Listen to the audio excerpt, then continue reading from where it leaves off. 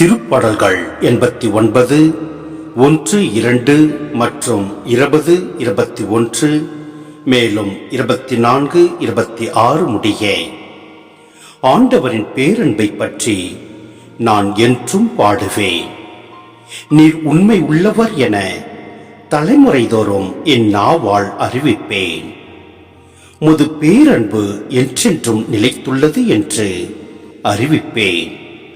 மது உண்மை வானைப் போல் உறுதியானது. என் ஊழியன் தாவீதை கண்டுபிடித்தேன். என் திருத்தைலத்தால் அவனுக்கு திருப்பொழிவு செய்தேன். என் கை எப்பொழுதும் அவனோடு இருக்கும்.